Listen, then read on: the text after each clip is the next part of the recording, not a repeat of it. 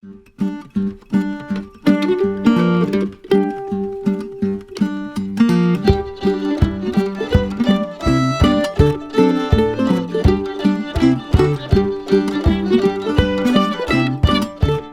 Patrick Byers, Horticulture Field Specialist with University of Missouri Extension.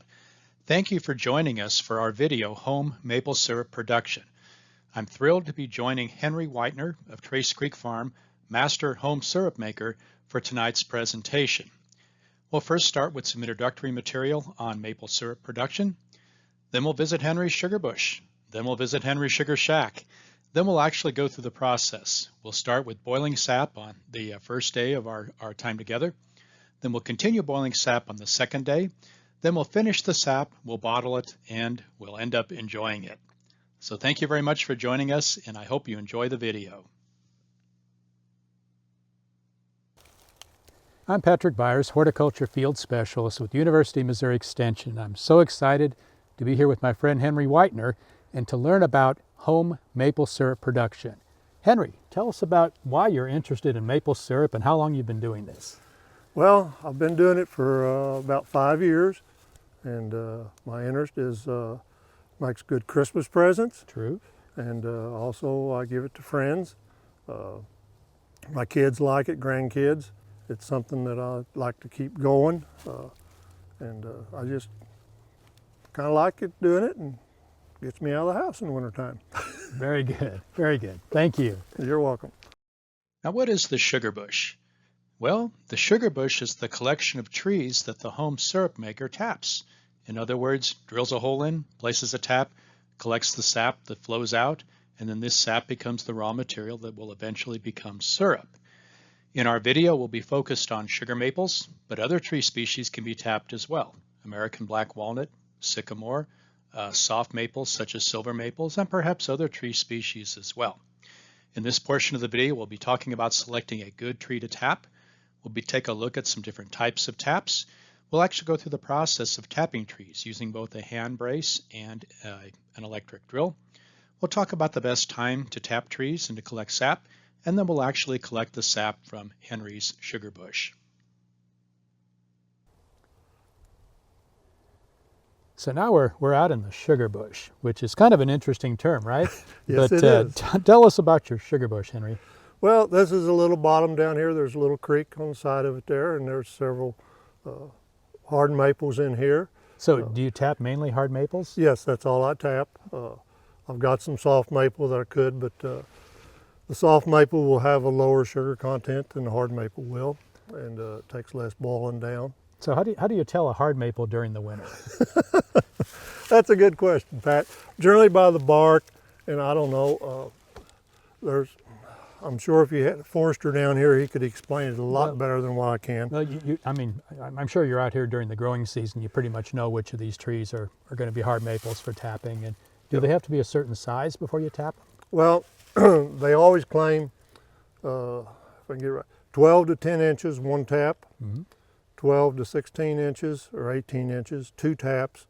Anything over 20 inches, 3 taps. Okay. I mean, that's kind of rule of thumb. I only tap 1 tap per tree. I've got enough to take care of with buckets I've got, so I don't overdo it. I'm not going to tap them real hard. One thing I will point out on tapping, I don't know if I can find the old tap. They'll generally grow over pretty good, but when you tap next year, the rule of thumb is over 6, up 6, or down 6. That way you don't tap the same height all the way around, otherwise you'll girt the tree, or you can girt the tree. So I would say at least go 4 inches over, either go up, like next year put a tap here, and then maybe the next year, go down here and put a tap, or put a tap here, and then next year go there. So if you do a good job with your tapping, you're not going to hurt the tree. No, Right. no, you shouldn't hurt the tree. But it is important not to put them in the same line around the tree. Right, yeah. Okay. I mean, that's from what I've read, and it makes sense. I mean, if you just tap around, if you just keep tap, tap, tap, tap, tap, you would eventually probably kill a tree. The tree to tap.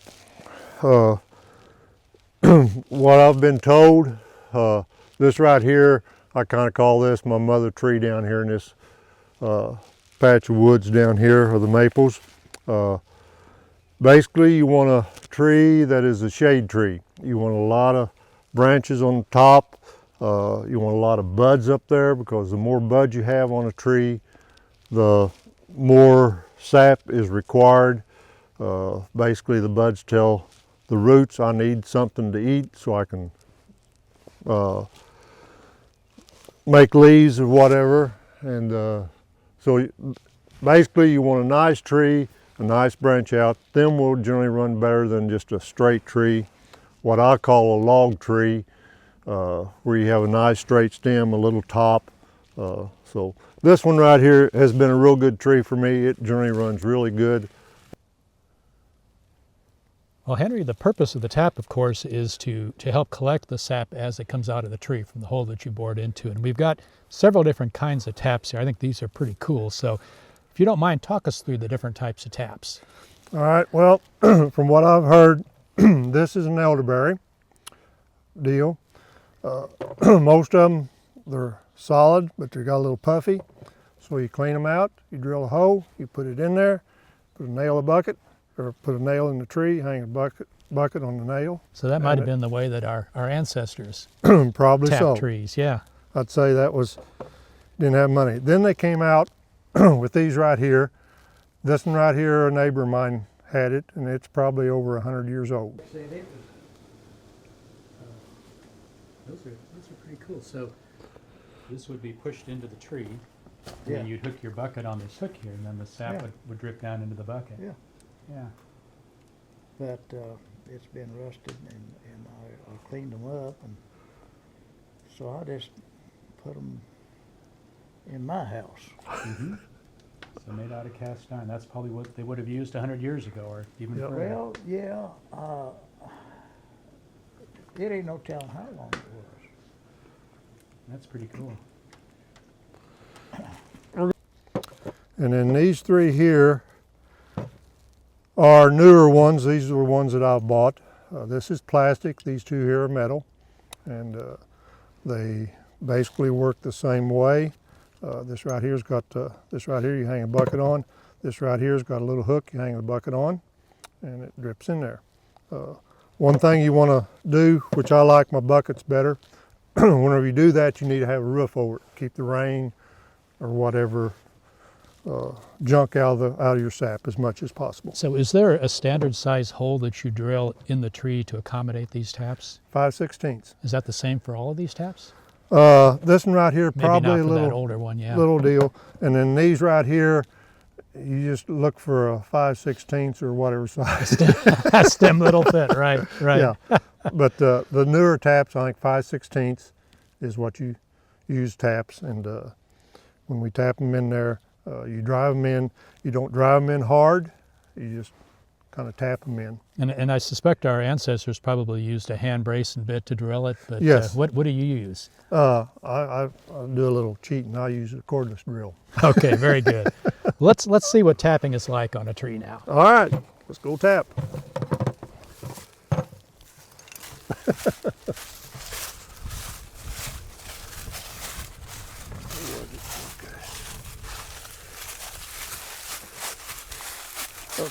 Well, Henry, I'm out here with you in the sugar bush. I've got my brace and bit. We've found a tree suitable for tapping, but how do you pick out the best spot to put the tap?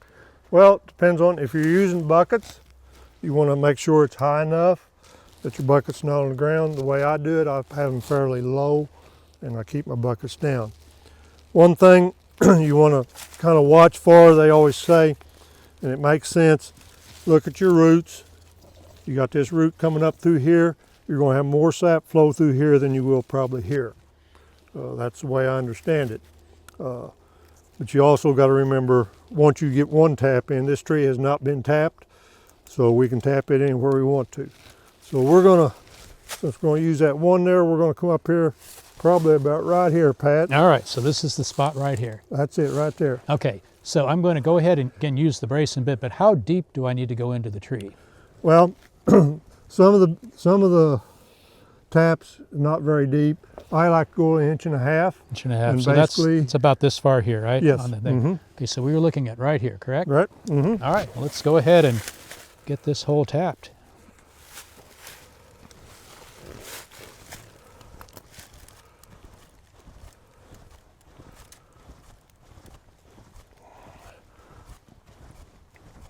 Also, Pat, when you're drilling, drill at an angle up. You don't want to drill down because you want the sap to flow out of your tap into your bucket. All right, so I'm drilling a little bit at an angle above the horizontal. Right. Yeah.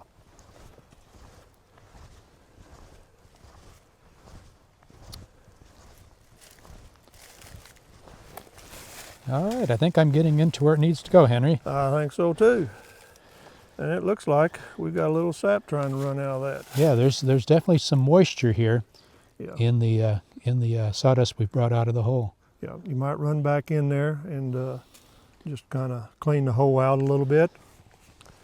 Because a lot of your taps got a fairly small hole. When I tap, I really like for them to be running good, and they'll kind of self-clean themselves out. And that's doing pretty doggone good. That's pretty wet, yeah. Yeah. So You can see we've got sap coming out of the hole that we just drilled.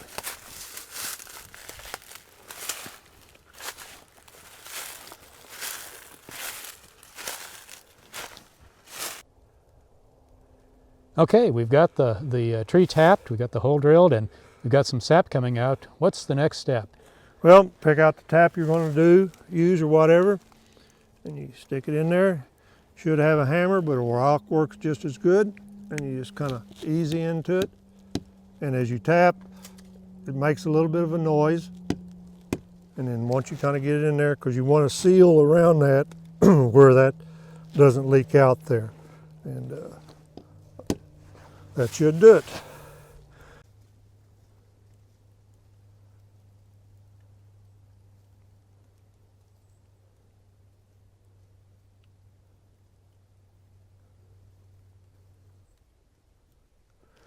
Well, we've drilled the tree and put the tap in, and we've got sap flowing. So, Henry, we've got to catch that sap. We got to catch it some way. This right here is one way. It's I think fairly cheap. It's got a bag on it. It's got a hole in here, and basically you just put it up there, put it over there, hang it on there, and you let it flow. And then you come back tomorrow. What's the capacity of that bag? That I really couldn't tell you, Pat. It's probably a gallon and a half, probably, Okay. something like that. So that's one way. Another way would be to use a bucket. That is. You can actually hang a bucket on some taps that the bucket has a cover over it, or you can put a bucket on the ground and run a hose from the tap into the bucket. That's right. This tree here is a little on the small side, but it'll work. It's about 10 inches, so got a root coming up here, got kind of a small place there where it's kind of level, and we're gonna do it a little faster than what Pat did.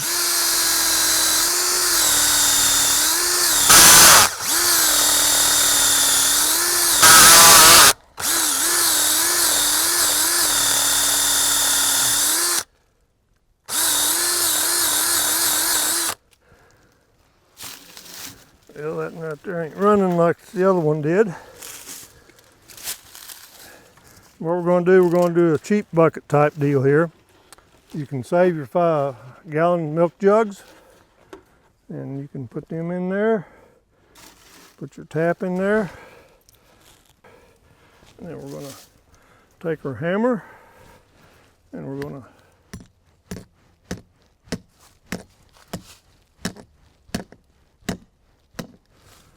like that. Then we're going to take our milk jug, and we're going to, this ain't going to work too good. There we go. It's going to work. And we're going to put our milk jug on there. And there we go. A cheap bucket. Well, we've successfully tapped a tree. We put out some buckets and a jug. And how often do you have to check these buckets and jugs when the sap is flowing? Well, when the sap is flowing, I generally check every day. So you can get quite a bit of sap in one day from a tree. Yes, yes you can. So what are the weather conditions that really favor sap flow? The way I understand it is you want temperature that is above freezing in daytime, preferably sunshine, and then at night you want it to be below freezing, because they claim, the way I understand it, sap does flow both ways. It'll go up in the daytime. When it gets cold, it'll flow back down, so we catch it going both ways. In your sugar bush, when do you typically start tapping trees and collecting sap, and how long does it last? Well, this year I started tapping probably earlier than I should have, but we had some good days. I thought the sap would run good, and they did. A couple of days they ran good. Generally February, generally last of January, sometime in February.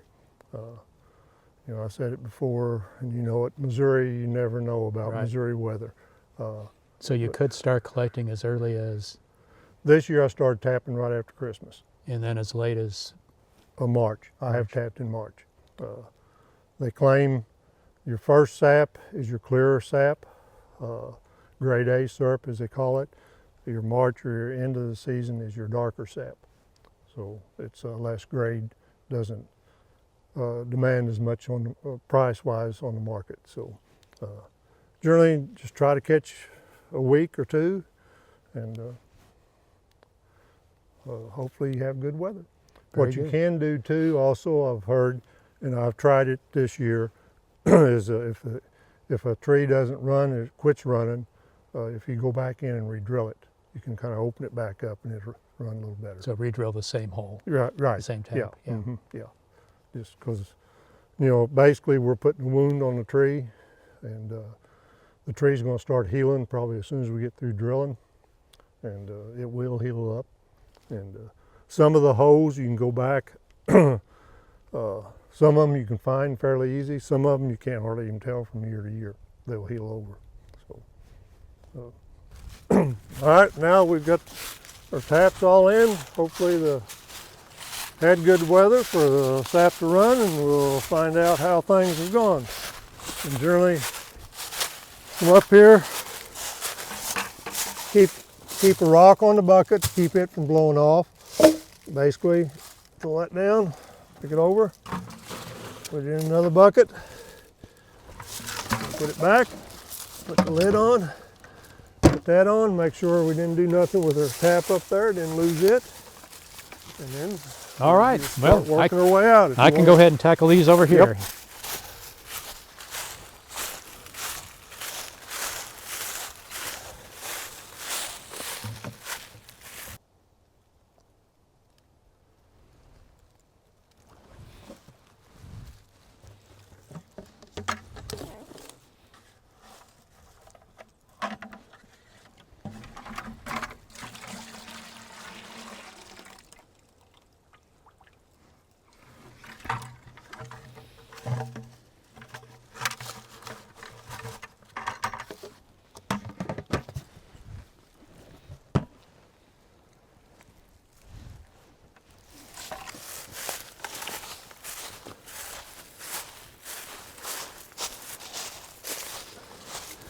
That will be the last one there, Pat. I've got the others.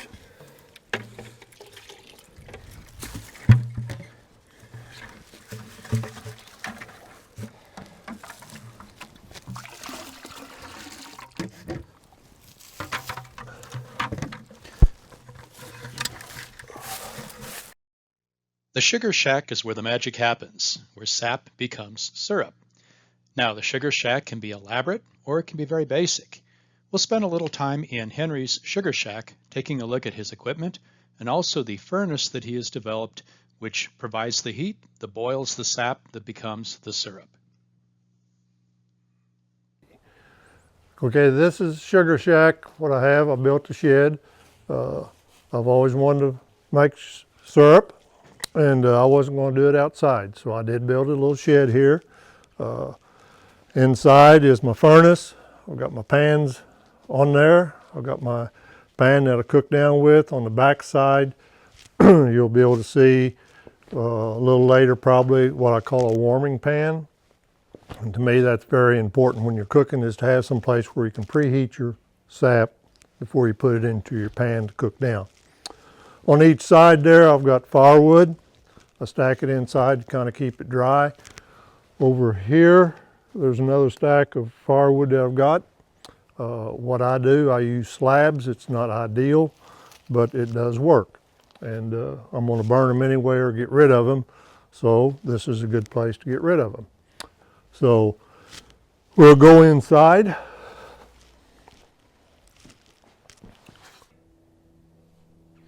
This is the inside of the sugar shack. This is my main pan that I use that I cook down. Back here is another pan. It's what I call a warmer pan. And I'll fill this up, and then I'll fill that up, and then as this cooks down, I'll put that sap into here, and then I'll fill it back up to keep the sap, get it a little warmer so it doesn't kill my boil in my pan. Over there, I've got what I call my finish pan. I don't make enough syrup that I can finish it in this pan. This pan, 6 gallons is as low as I can take it. So once it gets down to that, I'll put it in that and then I'll cook it on down pretty well to syrup. Over here, as I collect the sap, I've got these totes over here. This is where I store my sap. And then with Missouri, the way Missouri is, you have a nice day, turns off cold, or else it gets nice and it stays nice for a long time.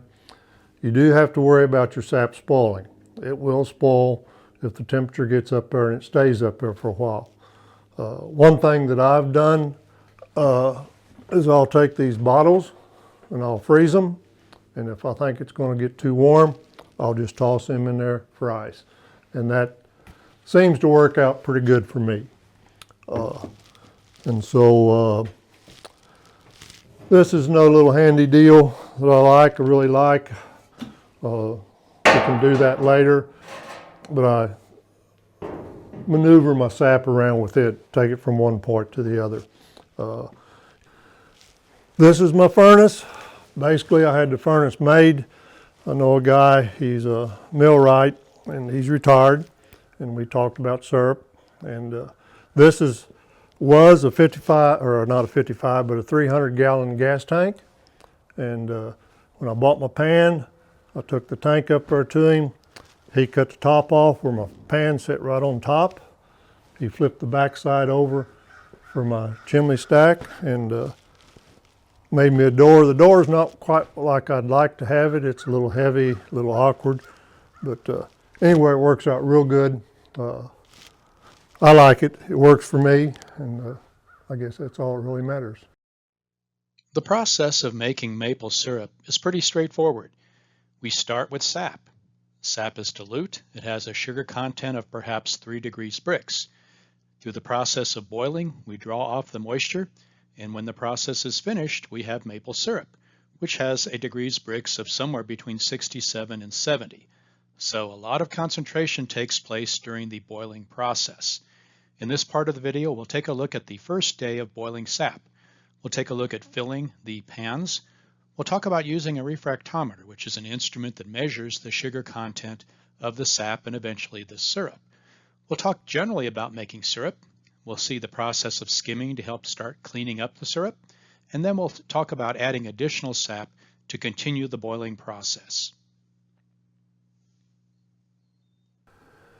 This, we're going to put water in the pans, and it's really nice to have somebody here with me to put that in there, lift these totes up and put them in there. If I don't have anybody with me, generally I'll put them in there with a 5-gallon bucket at a time. So anyway, this is one of the totes, and we just dump it in there.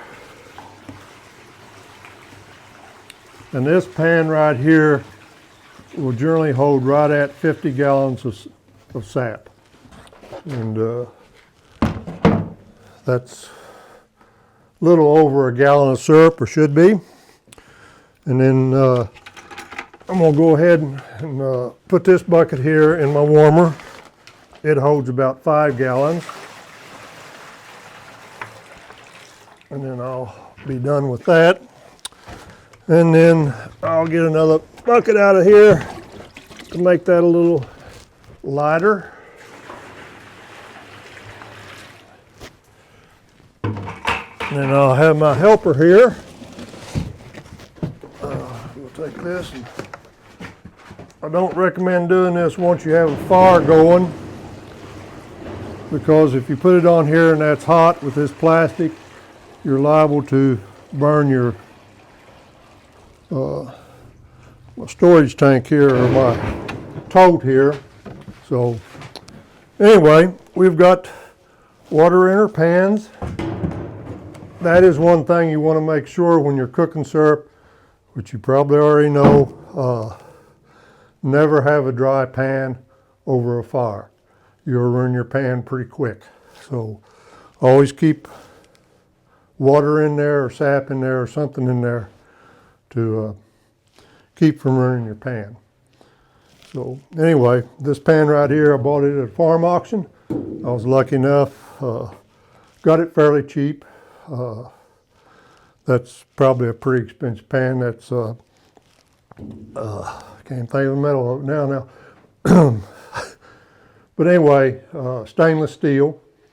They recommend stainless steel. It cleans up easier. My finished pan over there, it's metal, which you have to worry about once you get done, about rusting, and when your other pans won't rust out. So anyway, that's it. Now we're going to light a fire, and we'll be ready to start boiling. Okay, you'll get debris in here, especially in the woods when you're gathering sap. I don't know if you can see it or not, but right here, that's some cedar twigs. One thing you want to try to keep your buckets covered. Once we get down there, when we collect some sap, I always keep my buckets covered. One thing you can do it now, take a little strainer. You can go through and pick the bigger stuff up if you want to, or you can wait, and once it starts boiling, it'll have a foam on it, and hopefully we can get a good picture of that don't have too much steam coming off. And I just have this little deal right here, and I just go through and pick the foam up and take it outside and beat it against the side of the shack there, and it comes off, and then just keep cooking. And then I generally strain it a couple of times. We'll go into that a little later on the straining process. Get a fire going here. I would love if you could get a hold of it. All I care about is a spoonful, not even a spoonful. But the walnut syrup.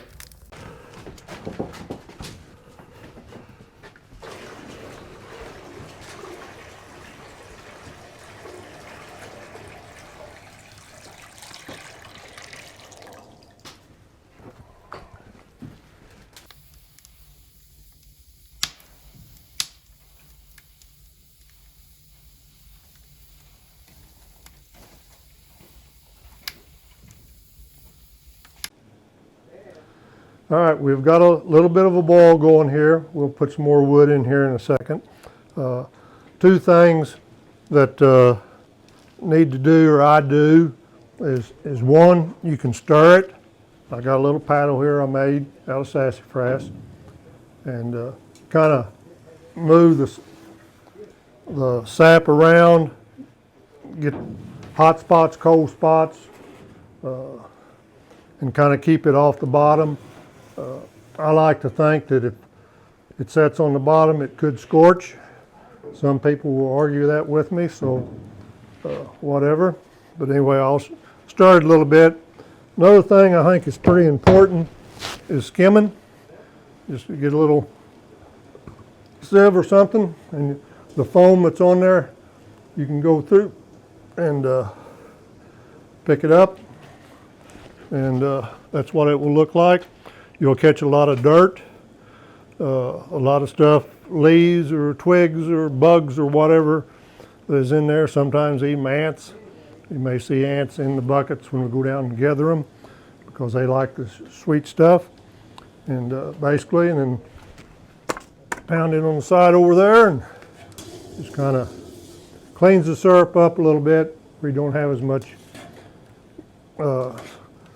garbage in there whenever you filter it. And since we've kind of halfway not really lost our boil, but anyway, we'll put some wood in the furnace. It took me about one time with my regular leather gloves till I got my welding gloves out, because these do get pretty hot. Anyway, and then go to my wood pile and just whatever's there, just start chunking a bunch of wood in.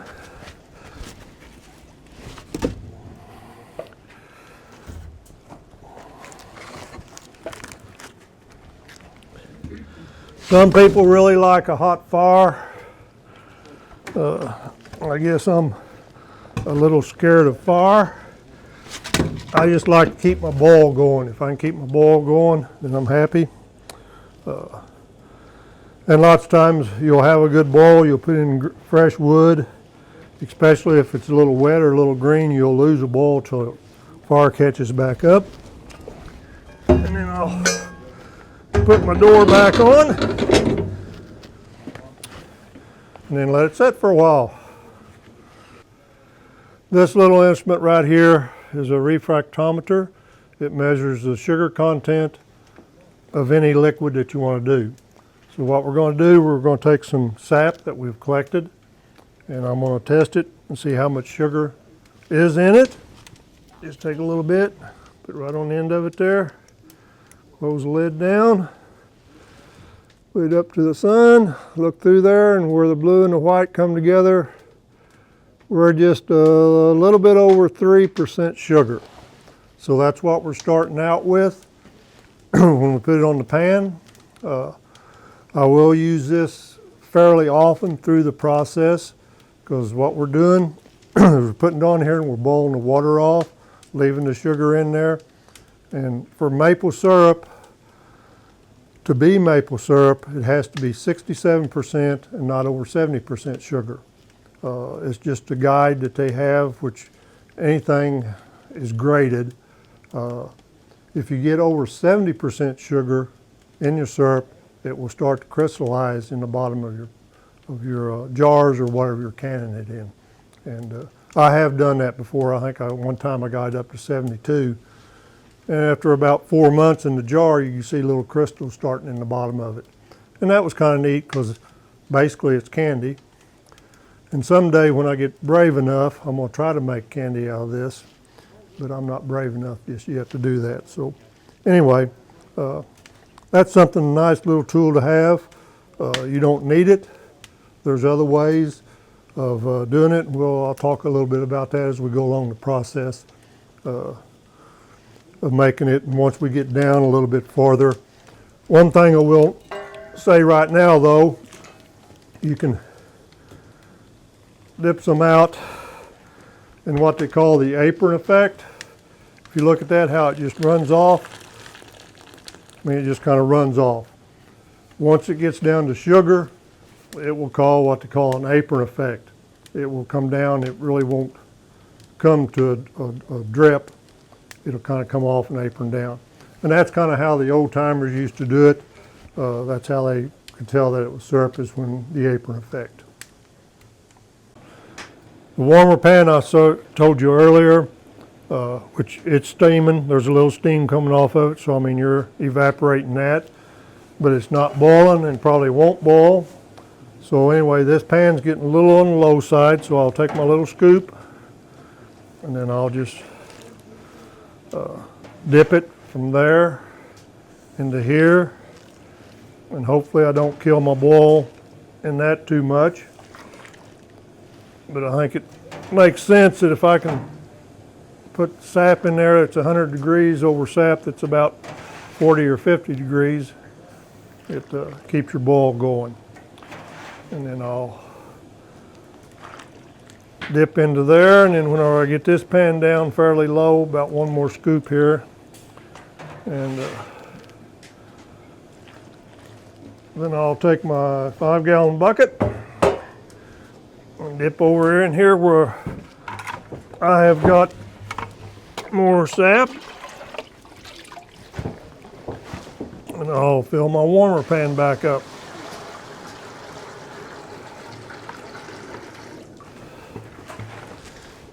I'll put just a tad bit more in there.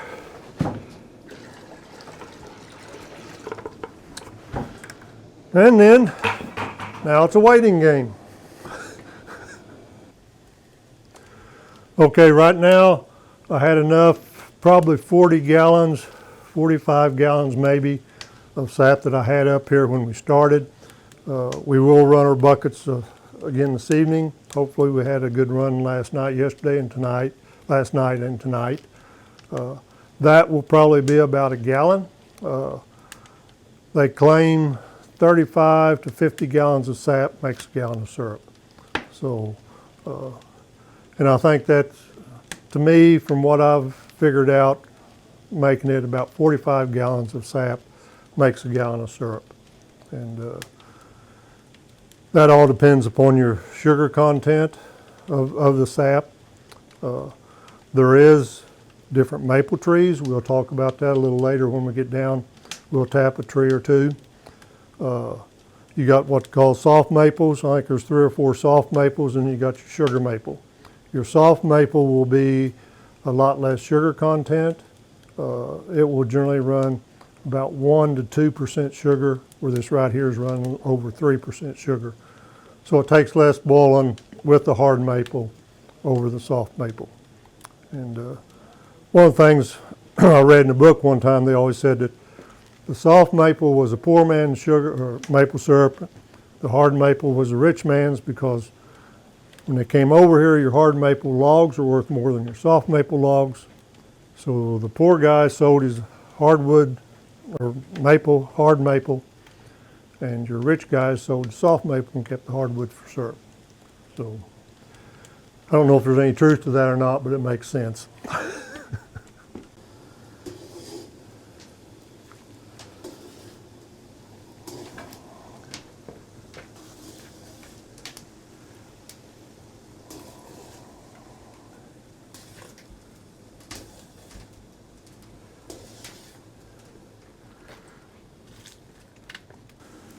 Lots of times when you have your boil going with the way the fire is, this down here is pretty warm, pretty little warmer right here in the middle, and it's starting to boil a little bit down there.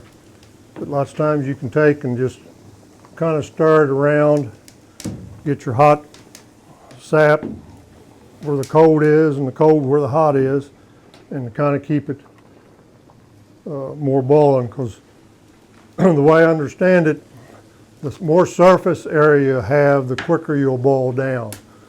You know, some people use a turkey fryer to boil it down, but you only got like a 12-inch circle, and you'll spend 2 days boiling this down. And a tank of propane, where this right here, you can boil it down a lot quicker the more surface area you have.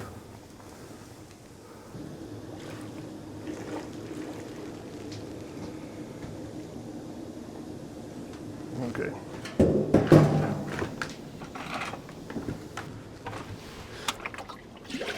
And then what I'm going to do, just grins, we've got a boil going there. And now it's gone.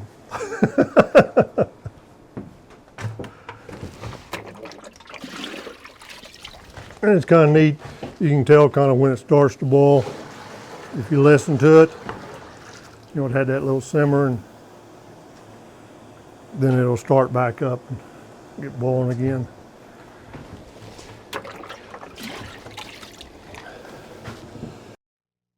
The second day of boiling the sap is a day of excitement. The original dilute sap has become increasingly concentrated, and we're approaching syrup. We'll watch the pan boil, we'll continue to take measurements with the refractometer, and we'll continue to monitor the progress. We have to keep a close eye on activities at this point. It could be very easy for the sap to rise up and boil out of the pan, or for the pan to boil dry. So we'll definitely be keeping a close eye as the sap becomes syrup.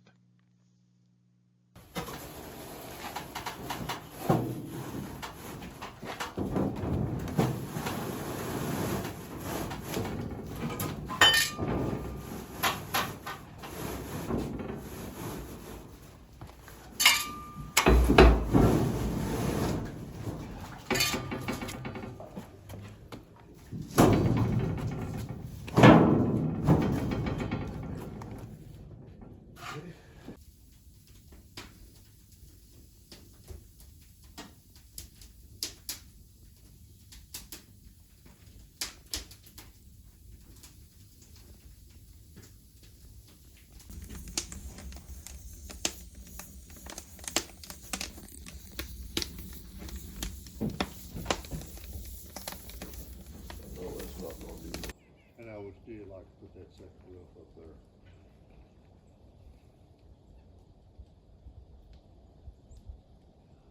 If I live long enough, and that tin roof has to be replaced, I'll probably do it then. Here we are. The next morning we boiled yesterday. We probably boiled till we started about 1, 2 o'clock, I think, yesterday. Got a good boil going. We boiled till dark, and then we kind of let the fire die down and just let it set overnight. And so here we are the next morning, finishing it off. We started out probably, I figured, 35 to 40 gallons. Right now we're probably down to about 15 gallons, maybe a little less than that.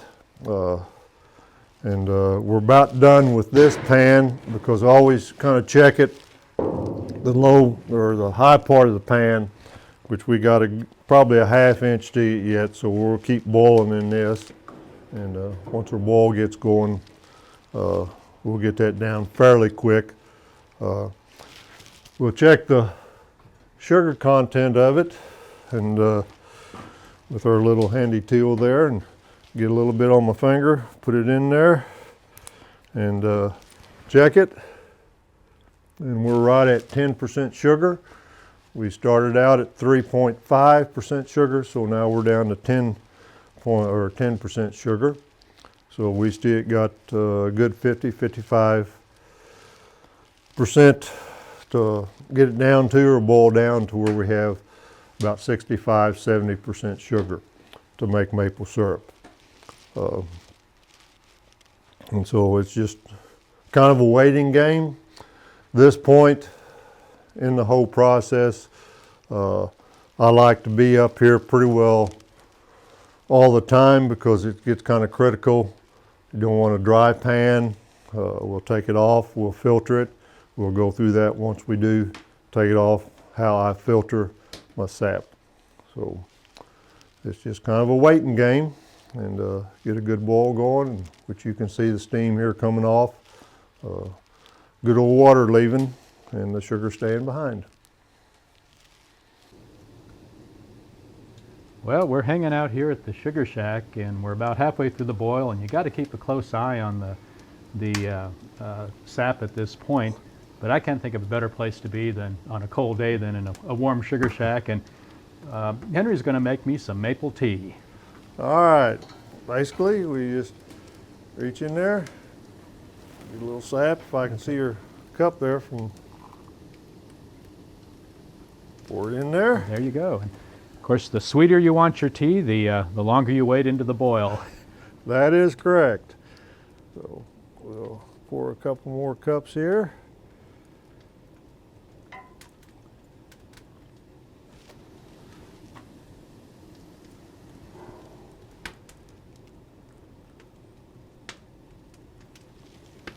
All right, well, I can't wait to try this. That's right. Cheers. Cheers, Pat. To maple syrup. Well, after a couple of cups of maple tea, it's time for us to get back to work, Henry. That's What's right. next? That's right. We got to finish this off here today. So anyway, the filtering system, there's several ways of doing it. We're going to kind of go through 3 that I've tried, and I'll kind of tell about what I like about each one and what I don't like about. This right here, this is just a piece of cheesecloth, folded about 4 times. If you don't mind, Pat, hand me some clothespins. And what I do is, so that this don't fall down in there, and we'll put clothespins around it. Always kind of surprised me. You think, well, you got your buckets, you got them covered. Don't really think there'd be much dirt or debris in there, but this may make a liar out of me. But generally, there's quite a bit of debris that you want out of there, so you have a nice, clean maple syrup when you can it. So I think that right there will probably be enough, Pat. Okay. So basically, if a guy was on a bigger scale, you'd have a spigot in here in the pan, You just put that right underneath there and turn the spigot on. I don't, so I dip. And basically just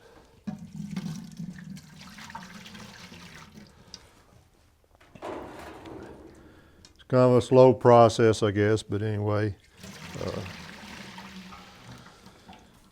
you do what you're comfortable with or do with what you got, and so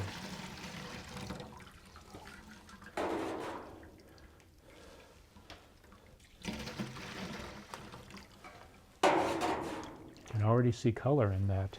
yeah, if you kind of look just right, it's got a nice color to it. It'll probably get a little darker as it gets down. We did test it, and we're down to, what was it, 13%? It's about 13%. So we still got a ways to go, but I found as you get, the sugar content gets higher, it does boil down a little quicker, or it seems like it goes quicker. So there you can see a little. You can see, yeah, some of the debris that you're filtering out. Mm-hmm. We probably should have maybe folded that again. We're not getting as much as what I thought we'd get, but anyway. So you have this whole operation set up so that most of what you do, you can do with one person.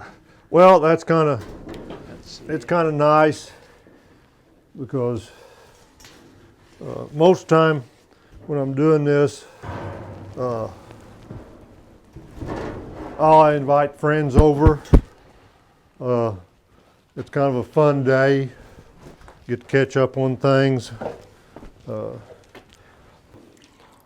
talking about what we used to do, how we used to be able to do it all, and what we can do now in our later years. Yeah. But and I think the guys, when they come over, they know when they come over and sit with me all day and help me out, their pay is a little bit of maple syrup.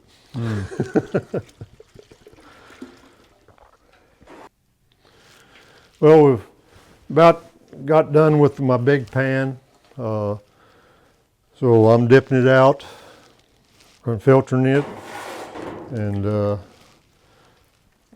there's debris. You can see some of the debris that's in there, some of the debris that we're catching here. Some of this debris I won't get out, it'll just stay in this pan. But and then we're putting it into our other, what I call my finish pan, which we've got it on the fire. This is a turkey fryer. We filled it up one time. It's in the finishing pan, and then we're gonna, when we get everything dipped out of here, then we'll pour the rest of it in there. And then we'll get down to the nitty gritty of it, of getting the syrup made. That right there is about it. So we're done with my big pan for right now, and everything will be cooked off on what I call my finish pan.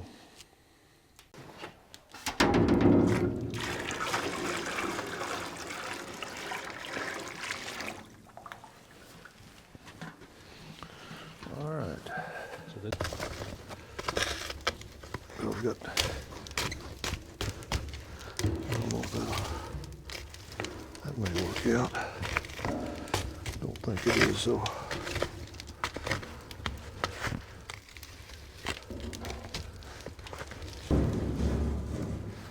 Okay.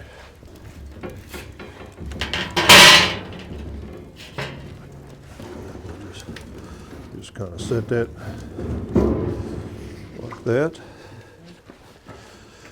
And then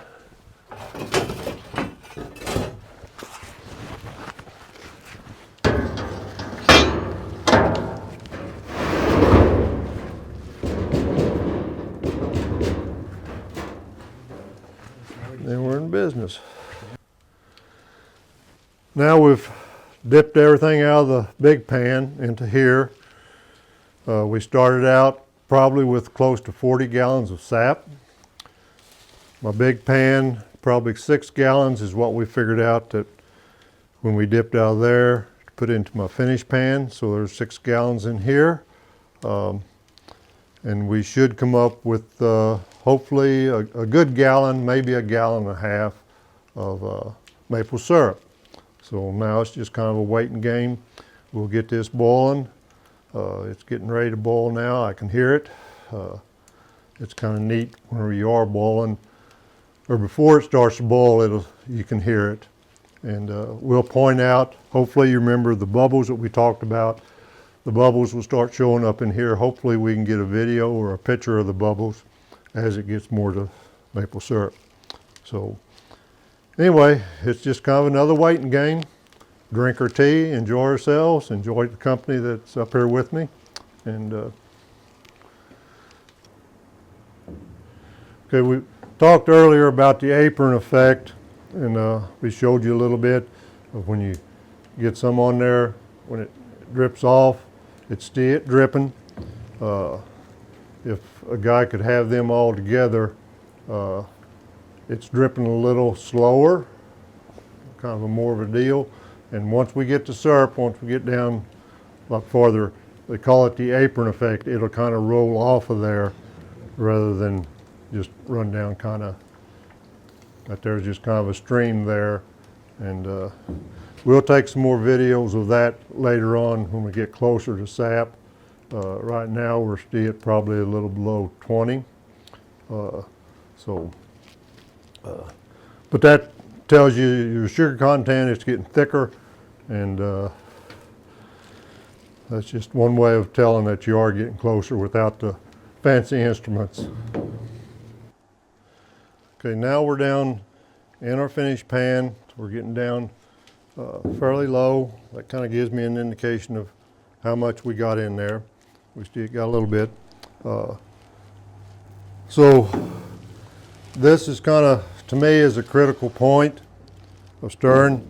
We talked about the apron effect. When you look at it, if you kind of, it's not just running, it's kind of wanting to drip a little bit. So that is the apron effect. So we're getting pretty doggone close to syrup. We're gonna see just how close we are with syrup. We take our little instrument here, put a little dab on there, put that over, and we check it, and we're about 39. So we still got a little ways to go before we have syrup to get up to our 67. So like I said, this right here, this always kind of scares me. When we get to here, I probably should have a little hotter fire in there, but I guess I'm just too scared. I'm too close to lose it now, and I don't want to scorch it or boil it over or anything. So anyway, that's kind of where we're at on this, and we'll check it a little later here, let it boil down a little more. We do have good steam coming off, pretty good steam, so we'll check it here in a little bit later. Well, Henry, things are happening. We're approaching the end of the boil. That's right. Things are going. This is kind of a critical time. You need to watch it real close. If you can look at it, we talked about the bubbles before. The bubbles in here right now are real small. You got a little foam on there. They kind of got little circles, and you got the little bitty bubbles inside there. So we're getting real close, if not maple syrup. Like I said before, on the apron effect, when you look at it, it's not running off like it did before. It's kind of dripping off. So that tells me the old timers would probably take it off right now and bottle it. And I would say if we're not there, we're real close. And then another way, right now you got to really watch that it doesn't get real hot. I always kind of like to let my fire die down a little bit, just kind of keep it barely boiling, because even though when you look at that, you've only got that much sap in there, and basically that's a gallon, gallon and a half, hopefully a gallon and a half, and we started out with about 60 gallons or 70 gallons to start with. So all this work down to this right here, a little bitty batch. So if it does boil over, and I've had it done it one time, it will actually raise up and boil over with just that much sap in there. So we're going to get a little tester here and put a little bit of syrup on there. And while you're getting some of the pretty little bubbles, I'll see what we got here. So we're right at 65. So 67 to 70 is maple syrup. We'll probably leave it on there another 5-10 minutes maybe, and take it off. Check that and see what you got on there, Pat. All right, let me take about a look. 67 or 66, 67, I think. So we may go ahead and take it off, and we'll strain it again. I see 66, Henry. 66? Okay, so we're right there at it. I'm going to show a couple ways. Another way of straining it with a piece of felt that I've bought strictly for maple syrup. And then once we do that, I'll demonstrate kind of how I prefer to do the settling of it. Is basically we'll put it in a turkey fryer, let it set overnight. The settlings will go to the bottom. I'll pour off the top, and then I'll get that up to 180, 200 degrees, and then we'll can it. And then that gives me nice clear syrup. So anyway, we're going to take it off now. I think it's time to take it off. And Pat, get your gloves on. All right, I'm ready. Lots of times I've got these old welding gloves here because my little leather gloves, sometimes if you handle this very much, it will bleed through there, and I'm not going to let go of it even if I burn my hands. Not at this point, right? Not at this point, because that's the way it is. This is another way of filtering. You've got a bag here that's felt, and you got a little liner that fits inside of it. So we'll put that liner down there. Pat, if you want to grab a clothespin or whatever, and kind of put a couple clothespins around the edge of it to keep this from falling down in there. And underneath this all, I've got a turkey fryer, the container for a turkey fryer. And basically we do the dipping again.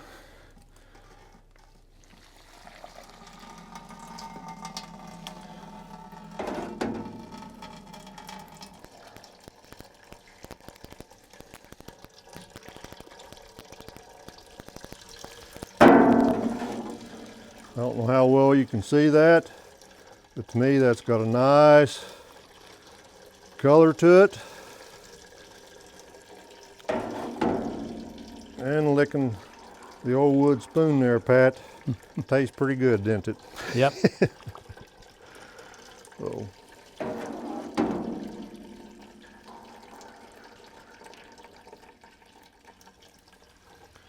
You probably can't see in the turkey fryer down there, but to me that's got a real pretty color to it. Kind of makes everything worthwhile. Like I said, we started out with about 60, 70 gallons from the tree, and hopefully we have 1.5 gallons.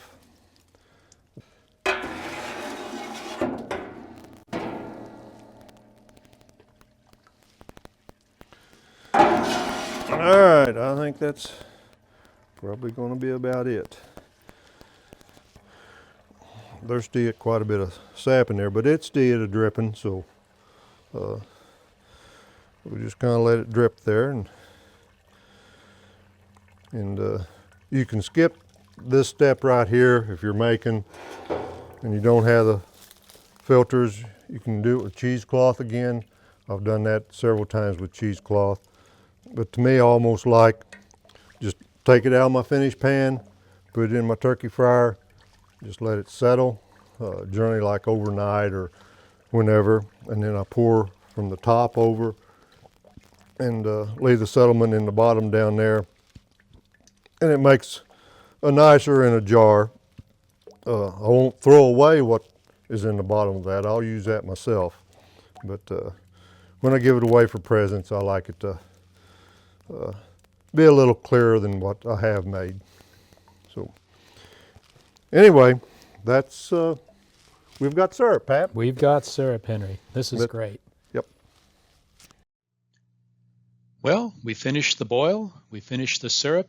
We now have between 1 to 2 gallons of maple syrup, but we're not quite finished with the process.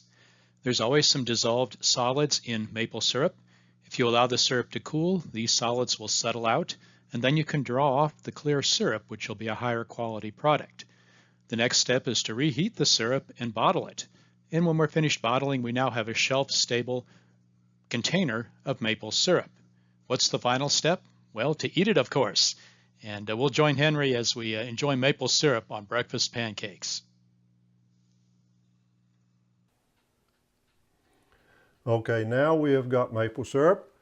Like I said before, we started out with about 60 gallons of sap, and we're going to find out how much syrup we have. But anyway, we got it to syrup out there, and then brought it in, and then my wife here, 45 years, she is going to dip it out of that and put it in jars, and I'll put the lids on it. Linda, it's all yours. Okay, I'm Linda. They brought this in to me. They had it boiling, had it up to 219 degrees. We've let it cool off to about 180. If it's too hot, it will break the jars. So right now we're ready to put it in jars. I'm going to dip it out of here. We have this thermometer right here with a probe. This is how we're gauging the temperature. I'm going to take that out. I'm going to dip it out of here and put it into something I can pour with, because it's kind of messy, kind of sticky.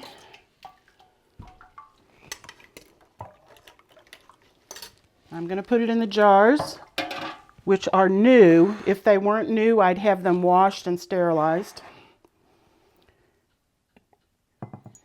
I'm going to pour it in. I'm going to leave about a ½ inch of head space. We always run our finger around the edge, make sure there's nothing on there that will interfere with the seal. He's got lids. The flats have been boiled, so they're good and hot. He's going to put it flat on. He's going to screw it down, not terribly tight, and put it over to the side. On a towel. On a towel, yeah. So it's kind of tag teaming right now.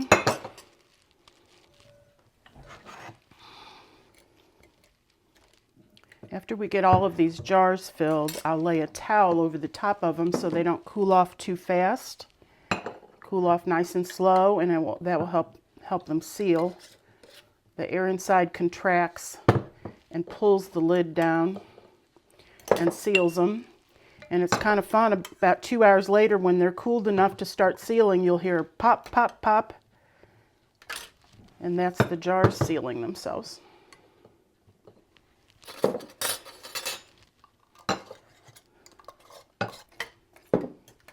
I'm just doing some of each. We give a lot of these away as gifts, and so I guess you can judge your friendship by if you get a pint or a ½ pint. I don't know. And then later, after they're sealed, Henry will take a marker and mark the year and the batch on the lid so we can tell when it was cooked. This batch will be 21 for the year, Yeah. and 321. for the batch. This is the third batch that we've done this year.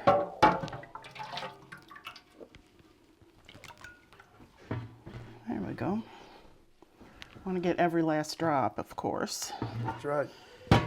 And then if you have some pancakes or an old biscuit, you can swab the inside of that out. That's right. really get every last drop. That's right. And of course, it doesn't work out just perfectly with your jars. You're forced to eat whatever is left.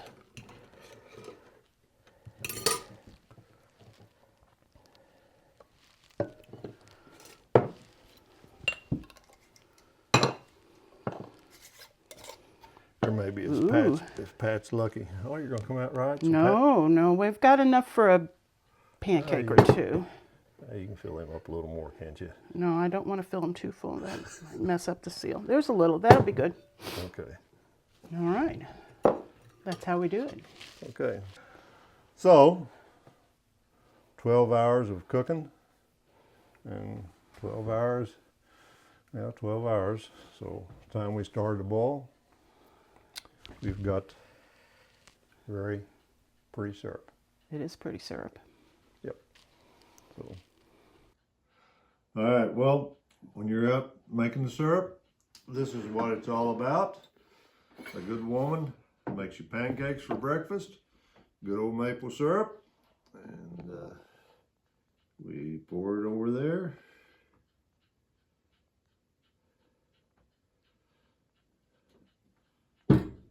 And have a good hearty breakfast. Good old maple syrup on pancakes. Mighty fine. Thank you for joining us for our video on home maple syrup production. I'd like to thank Henry Whitener of Trace Creek Farm for leading us through this adventure in making maple syrup. For more information on maple syrup production, visit the University of Missouri Center for Agroforestry. The website is here on the screen. And on behalf of University of Missouri Extension, I'm Patrick Byers, Horticulture Field Specialist. Thank you again for joining us.